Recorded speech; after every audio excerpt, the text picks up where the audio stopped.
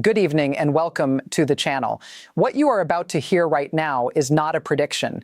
It is not a warning from an economist sitting in an office somewhere running future scenarios. What you are about to hear is something that is happening right now, today, on March 3rd, 2026. As you watch this video, Iran has just done something that every energy analyst, every military strategist, and every finance minister in the world has feared for decades, but genuinely hoped would never actually happen. The Islamic Revolutionary Guard Corps has officially announced the closure of the Strait of Hormuz. And if you do not fully understand what that single decision means for the price of oil, the cost of food, the stability of financial markets, and the daily lives of billions of ordinary people around the world, then stay with me for the next few minutes, because this is the moment that changes everything. Before we talk about Hormuz, I need you to understand exactly where we are right now in this war. Because to understand the significance of what Iran just did, you need to understand the pressure that Iran is operating under. This is day 4 of Operation Epic Fury. That is the official name the Pentagon has given to the joint United States and Israeli military campaign against Iran. And in 4 days, the scale of destruction that has been inflicted on Iran is almost impossible to fully process. The U.S. military has officially struck more than 1,250 targets inside Iran. Over 20 different weapon systems have been deployed across air, sea, land, and missile defense forces. CENTCOM has confirmed that 11 Iranian naval ships have been struck and destroyed. The Iranian state broadcaster has been knocked off the air. The underground Natanz nuclear enrichment facility has been damaged. Supreme Leader Ayatollah Ali Khamenei, who ruled Iran with absolute authority for 36 years, is dead. Iran's top military commanders are dead.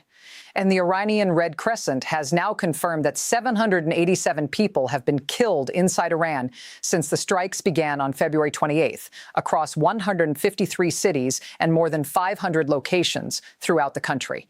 Think about that for a moment.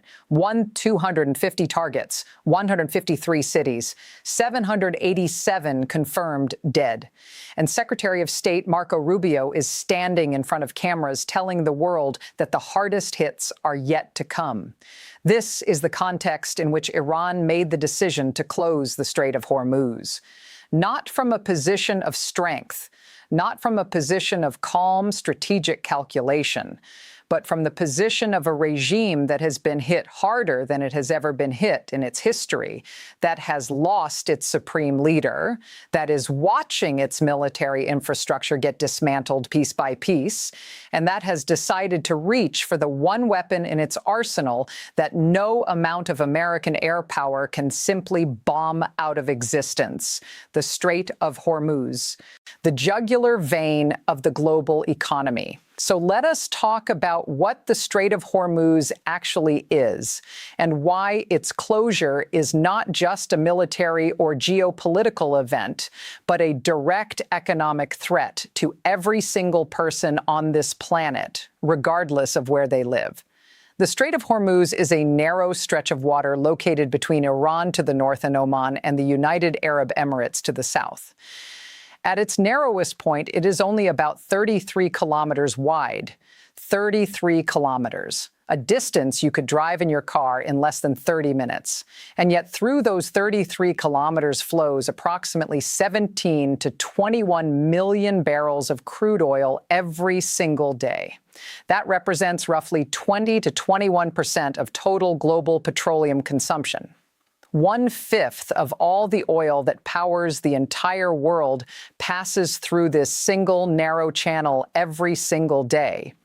The countries that depend most critically on Gulf oil flowing through Hormuz include Japan, which gets approximately 87% of its oil from the Gulf; South Korea, which depends on the Gulf for around 70% of its energy supply; China and India, the world's 2 most populous nations and 2 of its fastest-growing economies, are both heavily dependent on Gulf crude that transits through Hormuz.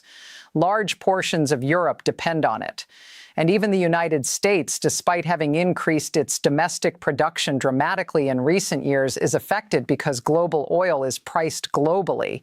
When Hormuz closes, every barrel of oil everywhere in the world gets more expensive immediately. Overnight. Iran has vowed that any ship attempting to pass through the strait will be set on fire. The IRGC has fast attack boat squadrons, anti-ship missiles, naval mines, and coastal defense batteries positioned along the Iranian coastline that overlooks the strait. Clearing those threats militarily would require a significant and dangerous naval and air operation that would take time and would come at a cost. And while that operation was being conducted, the oil would stop flowing, the tankers would stop moving, and the price of everything in the world that depends on energy would begin to rise at a pace that the global economy has never experienced before. Oil prices had already surged 12% in a single trading day on Monday before the Hormuz closure was even announced. Brent crude had jumped 14%. Analysts were already warning of 5 to 10 cent per day increases at gas pumps across the United States. Now, with the strait officially closed, those projections have been completely overtaken by events. Energy traders who have spent their careers gaming out this exact scenario are now looking at the possibility of oil prices reaching $150, $180, even $200 per barrel if the closure holds for any extended period. To put that in context, oil was trading at around $70 to $75 per barrel before this war began. We are talking about the potential for oil prices to more than double in a matter of days or weeks. What does that actually mean for ordinary people? It means gasoline prices in the United States that could reach $5, $6, $7 per gallon or more. It means heating bills across Europe that could become unaffordable for middle-class families within weeks. It means the cost of shipping goods by sea, by air, and by road rising sharply, and those costs being passed on to consumers in the form of higher prices for food, clothing, electronics, medicine, and every other product that needs to be transported from where it is made to where it is consumed. It means airlines grounding flights because jet fuel costs have made certain routes financially impossible to operate. It means manufacturing industries in Asia and Europe that depend on affordable energy facing potential shutdowns. It means inflation, real and severe inflation, hitting economies that were already struggling with the aftermath of years of post-pandemic price increases.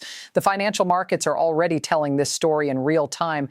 The Dow Jones Industrial Average dropped 543 points on Monday. The S&P 500 lost more than 1% of its value in a single session. The Nasdaq fell even harder. And that was before the Hormuz closure was announced. When markets in Asia and Europe open with the Hormuz news fully priced in, the reaction will be severe. Government economic teams around the world are working through the night right now running emergency scenarios.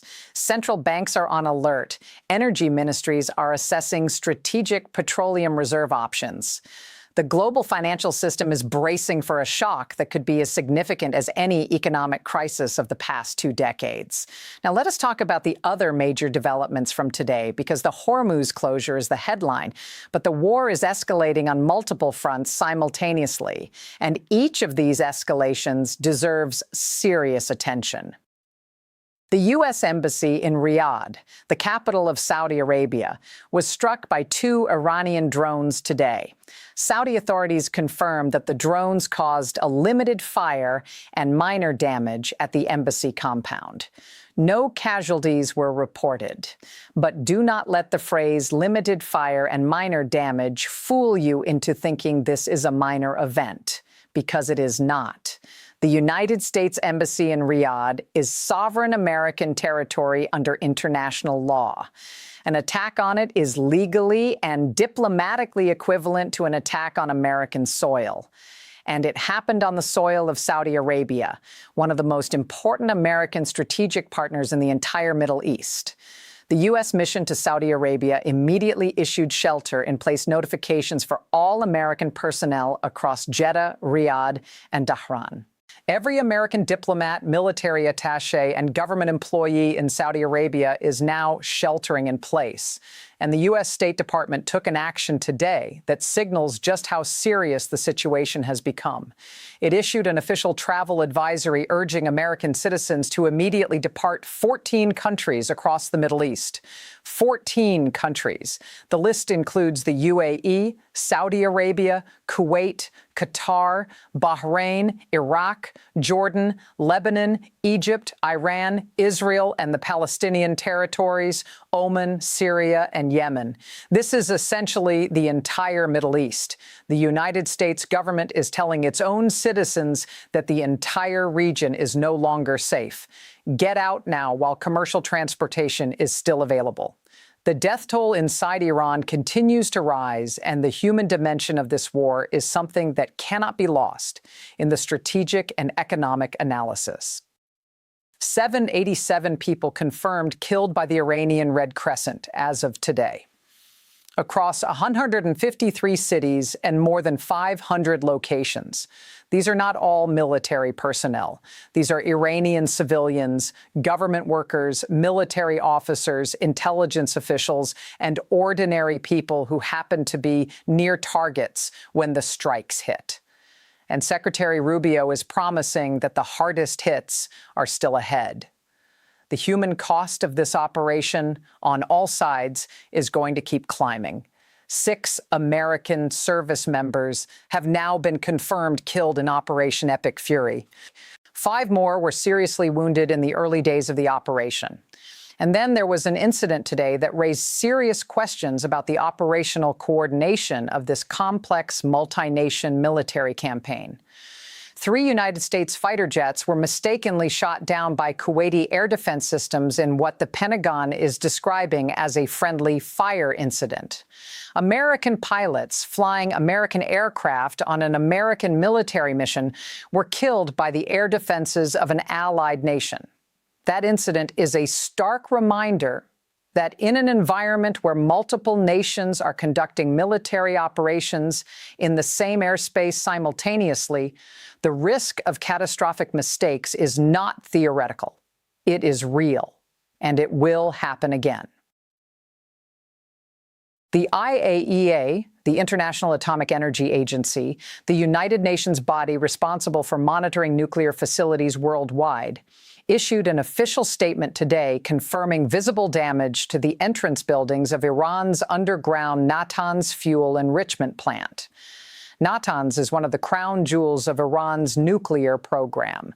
It houses thousands of uranium enrichment centrifuges deep underground in hardened bunkers, specifically designed to survive conventional airstrikes. The IAEA confirmed that no radiological consequences are expected from the damage detected so far, and that no additional impact to the facility's main enrichment areas has been detected. But the fact that strikes have reached Natanz is profoundly significant. One of the primary stated objectives of Operation Epic Fury, as articulated by Trump himself in his February 28th video statement, was to ensure that Iran does not obtain a nuclear weapon and to destroy Iran's missile industry completely. The strikes on Natanz represent direct action toward that objective. On the Lebanese front, the situation has deteriorated rapidly and is now a full second active military front in this expanding conflict.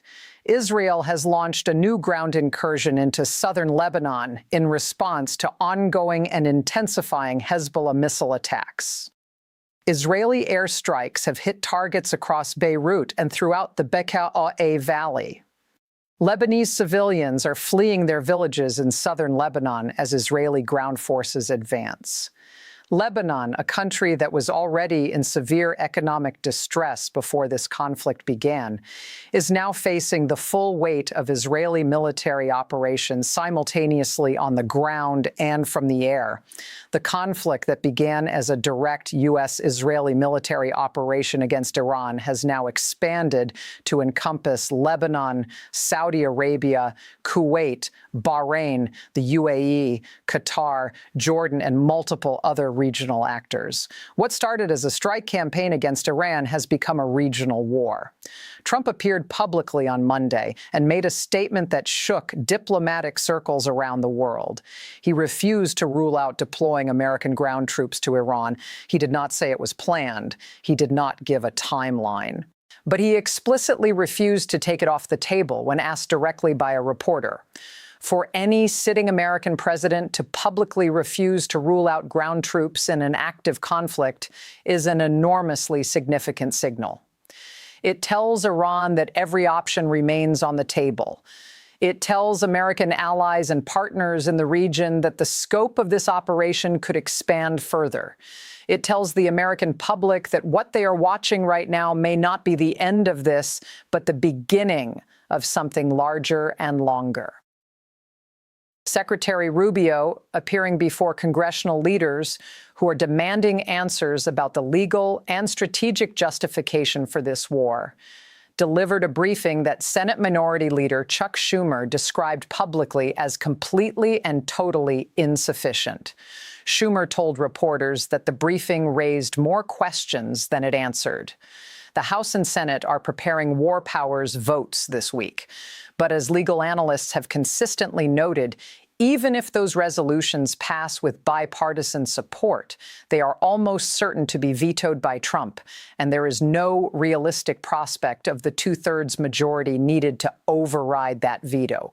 The war will continue regardless of what Congress does. And through all of this, through the missiles and the strikes and the economic shocks and the diplomatic chaos, there are 90 million Iranian people living through the most traumatic and dangerous moment their country has faced in generations.